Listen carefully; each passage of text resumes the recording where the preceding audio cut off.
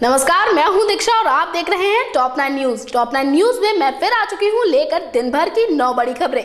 तो चलिए सबसे पहले एक नजर डाल लेते हैं देश की बड़ी खबरों पर। मोदी सरकार में कैबिनेट मंत्री साध्वी निरंजन ज्योति ने एक बेहद ही विवादास्पद बयान दिया है।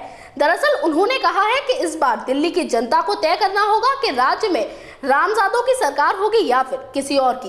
साथ साथ उन्होंने ये भी कहा है कि मुसलमान और ईसाई दोनों ही राम की संतान हैं और अगर कोई इस बात को दरकिनार करता है तो वो इस देश का नहीं माना जाएगा। पीएम नरेंद्र मोदी की सरकार में केंद्रीय मंत्री साध्वी निरंजन ज्योति ने बेहद ही विवादास्पद बयान दिया है। दिल्ली में सरकार बनाने को लेकर सभा को संबोधित करते हुए निरंजन ज्योति ने कहा कि अब आपको तय करना है कि इस बार दिल्ली में रामजादों की सरकार बनेगी या फिर किसी और की। इसके साथ ही साध्वी ज्योति ने एक और विवादित बयान दिया कि इस देश के मुसलमान और ईसाई सभी राम की संतान है और जो इस बात को दरकिनार करेंगे वो इस देश को भी नहीं मानेंगे। साथ ही केंद्रीय मंत्री निरंजन ने प्रश्न उठाते हुए कहा कि क्या राम का नाम लेना सांप्रदायिकता है? मोदी जी ने जो काम किया उससे हर जगह बीजेपी की ही सत्ता होगी। जिन लोगों ने देश को बेचकर खा लिया, देश को कंगाल बना दिया, अब उनकी सरकार नहीं आने देंगे। देश के साथ बेईमानी करने वालों को और क्या कहेंगे, अब जो मतलब निकालना है निकाल लीजिए। बहरहाल जिस तरह से चुनावी मौसम को देखकर ऊंचे ओहदे पर बैठे लोग इस तरह की बेतुकी बयानबाजी करते हैं वो वाकई में निंदनीय है। अब देखना ये होगा कि मोदी सरकार इस पर क्या सख्त कदम उठाती है। नेक्स्ट 9 न्यूज के लिए दिल्ली से गायत्री गुप्ता की रिपोर्ट। आज जम्मू कश्मीर और झारखंड दोनों ही जगह विधानसभा चुनाव के दूसरे चरण का मतदान होने जा रहा है। जम्मू कश्मीर में जहां 18 सीटों पर मतदान होगा, वहीं झारखंड में 20 सीटों के लिए वोट डाले जाएंगे।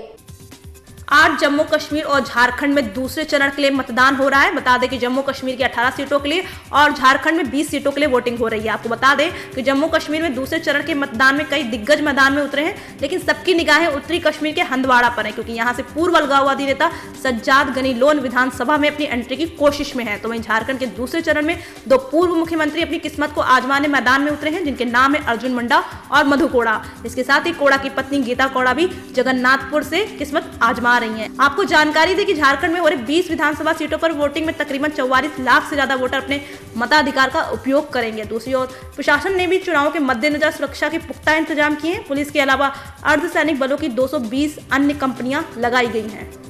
नेक्स्ट 9 न्यूज के लिए दिल्ली से गायत्री गुप्ता की रिपोर्ट। छत्तीसगढ़ के जशपुर जिले में एक नाबालिग लड़की के साथ दुष्कर्म की वारदात को अंजाम दिया गया। जी हां, दरअसल लड़की अपनी मौसी के घर जा रही थी, तभी वो रास्ते में कुछ लोगों की हवस का शिकार हो गई। छत्तीसगढ़ के जशपुर जिले में एक नाबालिग लड़की के साथ दुष्कर्म की वारदात को अंजाम दिया गया। बताते चले कि लड़की अपनी मौसी के घर जाने के लिए निकली थी, तभी रास्ते में आरोपियों ने उसे अपने हवस का शिकार बना डाला। दरअसल पुलिस के अनुसार पीड़ित बच्ची बस से उतरने के बाद पैदल जा रही थी जब 2 बाइकों पर सवार 4 युवक आए और उन्होंने उसे लिफ्ट के बहाने बाइक पर बैठाने की कोशिश की, लेकिन जब लड़की नहीं मानी तो वह उसे जबरन बाइक पर बैठाकर पास ही के एक पर्यटन स्थल ले गए, जहां उसके साथ सामूहिक दुष्कर्म किया। बहरहाल पुलिस ने कार्रवाई करते हुए 6 आरोपियों को गिरफ्तार कर लिया है, जबकि एक आरोपी अभी भी फरार है। नेक्स्ट 9 न्यूज के लिए पायल गुडियाल की रिपोर्ट। तो चलिए रुक कर लेते हैं अंतर्राष्ट्रीय खबरों की ओर। अमेरिकी राष्ट्रपति बराक ओबामा का कहना है कि देश में अश्वेत युवकों को ऐसा महसूस हो रहा है कि उनके साथ उचित व्यवहार नहीं किया जा रहा और उन्होंने इस पर सख्त कदम उठाते हुए कहा है कि पुलिस व्यवस्था को चुस्त और दुरुस्त किया जाएगा। अमेरिकी राष्ट्रपति बराक ओबामा का कहना है कि देश में अश्वेत युवकों के साथ उचित व्यवहार नहीं हो रहा है। दरअसल उन्होंने इसे एक बड़ी समस्या बताते हुए पुलिस व्यवस्था को चुस्त दुरुस्त करने की बात कही है। आपको बता दें कि ओबामा ने व्हाइट हाउस में अपनी टिप्पणी में कहा कि मुझे लगता है कि फर्ग्यूसन ने एक समस्या को बेनकाब किया है जो ना तो सेंट लुइस या उस क्षेत्र के लिए अनोखी है और ना ही हमारे समय के लिए अनोखी है और ढेर सारे पुलिस विभागों और ढेर सारे अश्वेत समुदायों के बीच अविश्वास उभर रहा है। ओबामा ने ये भी कहा कि एक ऐसे देश में जहां कानून के तहत हमारी बुनियादी सिद्धांतों में से एक और शायद सबसे महत्वपूर्ण सिद्धांत समता एवं समानता है, ढेर सारे लोग, खास तौर पर अश्वेत समुदाय के युवक, ये महसूस नहीं करते हैं कि उनके साथ उचित व्यवहार हो रहा है। उन्होंने कहा कि अमेरिका का एक परिवार जब ये महसूस करता है कि उसके साथ उचित व्यवहार नहीं हो रहा है तो ये हम सभी के लिए एक समस्या है। ये सिर्फ कुछ लोगों की समस्या नहीं है, ये सिर्फ किसी खास समुदाय या आबादी की किसी खास हिस्से की समस्या नहीं है। इसका मतलब है कि हम एक देश के रूप में उतना मजबूत नहीं है जितना हमें होना चाहिए। ओबामा ने एक कार्यबल की घोषणा की जो 90 दिन के अंदर समुदायों के साथ बेहतरीन व्यवहार पर अपनी सिफारिश पेश करेगा। टेक्साइन न्यूज के लिए दीक्षा की रिपोर्ट। अफगानिस्तान की पुलिस ने एक ऐसे पक्षी को मार गिराया है जिसके शरीर पर विस्फोटक जीपीएस और डेटोनेटर मिला था। जी हां, ये मामला ऐसे समय में सामने आया है जब अमेरिका की नाटो सेना बहुत जल्द अफगानिस्तान छोड़ने वाली है। अब आतंकियों ने इंसान को खत्म करने के लिए पक्षियों का सहारा लेना शुरू कर दिया है। जी हां, दरअसल अफगानिस्तान में पुलिस ने एक पक्षी को मार गिराया जिसके शरीर पर विस्फोटक, जीपीएस और डिटोनेटर बंधे थे। अफगानिस्तान पुलिस के मेजर जनरल अब्दुल नबी इल्माह ने सोमवार को ये जानकारी देते हुए कहा कि फरियाब प्रांत के पुलिस अफसरों ने एक नए किस्म के पक्षी के पंखों से तार लटकता देखा। उन्होंने उसे मार गिराया है। वे पक्षी आमतौर पर तुर्कमेनिस्तान में पाया जाता है। आपको बता दें कि ये मामला ऐसे समय में सामने आया है जब अमेरिका के नेतृत्व वाली नाटो सेना अफगानिस्तान छोड़ने वाली है। इससे पहले अफगानिस्तान के कई पुलिस अधिकारी कहते रहे हैं कि आतंकियों से निपटने के लिए उनके पास पर्याप्त इंतजाम नहीं है। हेलमंद के पुलिस कप्तान अब्दुल्ला अनवरी के मुताबिक उनके इलाके में तालिबान आतंकियों के हमले होते रहते हैं, लेकिन उनके पास हथियारों और उपकरणों की भारी कमी है। आपको बता दें कि जिस पक्षी को मार गिराया गया है उसके शरीर पर एक खास किस्म का जैकेट बंधा था जिसमें जीपीएस, एक छोटा कैमरा, विस्फोटक मोबाइल फोन और डिटोनेटर बंधे थे। टेक्साइन न्यूज के लिए दीक्षा की रिपोर्ट। तो चलिए अब रुख कर लेते हैं खेल जगत की ओर। भारत और ऑस्ट्रेलिया के बीच टेस्ट सीरीज का पहला टेस्ट मैच एडिलेड में खेला जाएगा। बता दें कि इस मैच के 9 दिसंबर से शुरू होने की पूरी संभावनाएं हैं। भारत और ऑस्ट्रेलिया के बीच टेस्ट सीरीज का पहला टेस्ट मैच अब एडिलेड में खेला जाएगा। आपको बता दें कि इस मैच के 9 दिसंबर से शुरू होने की पूरी संभावना है। गौरतलब है कि पहला टेस्ट ब्रिस्बेन में 4 दिसंबर से निर्धारित था, जिसे अब बढ़ा दिया गया है और जगह भी बदल दी गई है। साथ ही मंगलवार को इस फैसले की आधिकारिक घोषणा की जाएगी। सूत्रों से यह भी पता चला है कि भारत 4 और 5 दिसंबर को एडिलेड में 2 दिन का अभ्यास मैच भी खेल सकता है। याद रहे कि ब्रिस्बेन में टेस्ट मैच गुरुवार से शुरू होना था, लेकिन बल्लेबाज फिलिप ह्यूज के अंतिम संस्कार के कारण सीएनए इस टेस्ट को स्थगित कर दिया है। इससे पहले क्रिकेट ऑस्ट्रेलिया ने ट्विटर पर यह जानकारी भी दी थी कि भारतीय टीम टेस्ट मैच की तारीखें तय होने तक एडिलेड में ही रहेगी। तो वहीं अपने साथ ही खिलाड़ी ह्यूज की मौत के कारण शोकाकुल ऑस्ट्रेलियाई खिलाड़ी फिलहाल इस बात को लेकर एक है कि एडिलेड में पहला टेस्ट खेला जाना सही निर्णय है। नेक्स्ट 9 न्यूज के लिए नीतू की रिपोर्ट।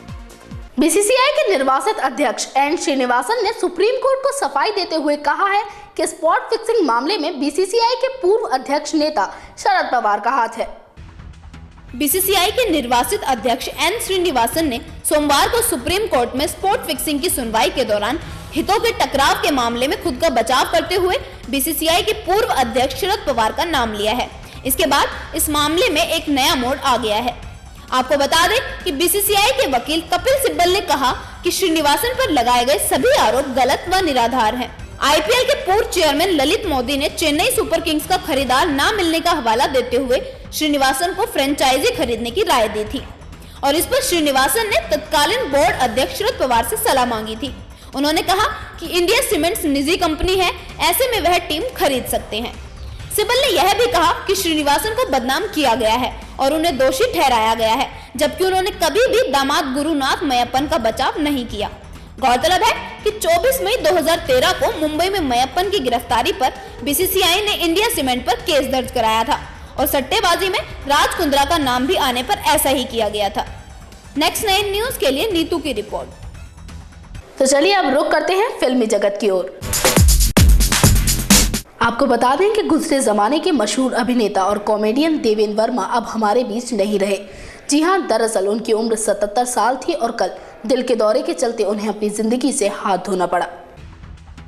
हिंदी सिने प्रेमियों के लिए एक दुखद खबर है। गुजरे जमाने के मशहूर अभिनेता और कॉमेडियन देवेंद्र वर्मा का 77 साल की आयु में दिल का दौरा पड़ने से निधन हो गया। देवेंद्र का जन्म 23 अक्टूबर 1937 को हुआ था।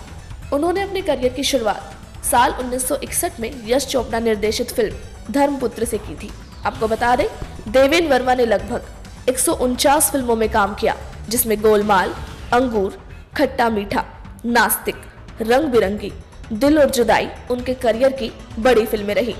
देवेंद्र का नाम हिंदी फिल्म जगत में एक ऐसी शख्सियत के तौर पर लिया जाता है जिन्होंने अभिनय प्रतिभा के साथ फिल्म निर्माण और निर्देशन में भी दर्शकों को अपना दीवाना बनाया।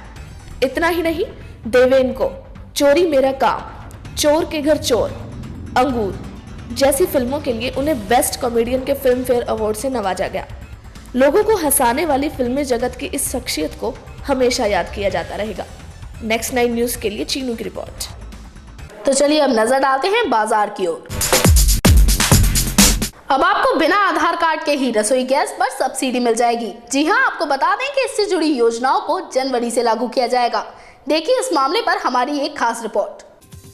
आम जनता के लिए एक राहत भरी खबर है। जी हां, अब आपको बिना आधार कार्ड के ही रसोई गैस पर सब्सिडी मिल जाएगी। गैस सिलेंडर पर मिलने वाली सब्सिडी अकाउंट में भेजने के लिए प्रदेश में DBTL प्रक्रिया शुरू हो गई है, जो कि 1 जनवरी से लागू हो जाएगी। दरअसल DBTL प्रक्रिया के तहत गैस कनेक्शन धारक के खाते को बैंक अकाउंट से जोड़ा जाना है। इसके बाद जनवरी से जब उपभोक्ता सिलेंडर लेंगे तो सब्सिडी वाला सिलेंडर पाने के लिए भी उन्हें गैर सब्सिडी वाले सिलेंडर के पैसे गैस एजेंसी को चुकाने होंगे। वहीं इसके बाद सरकार की तरफ से गैस सिलेंडर पर मिलने वाली सब्सिडी की रकम उनके खाते में आ जाएगी।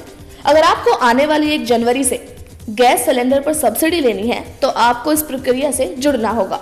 जो उपभोक्ता तय समय में इस प्रोसेस को नहीं करा पाएंगे, उनका कनेक्शन गैर सब्सिडी वाले कनेक्शन की श्रेणी में कन्वर्ट हो जाएगा। नेक्स्ट 9 न्यूज के लिए चीनू की रिपोर्ट। तो ये थी दिन भर की 9 बड़ी खबरें, लेकिन देश और दुनिया की तमाम बड़ी खबरों के लिए आप लगातार लॉग इन कीजिए www.next9news.com। नमस्कार।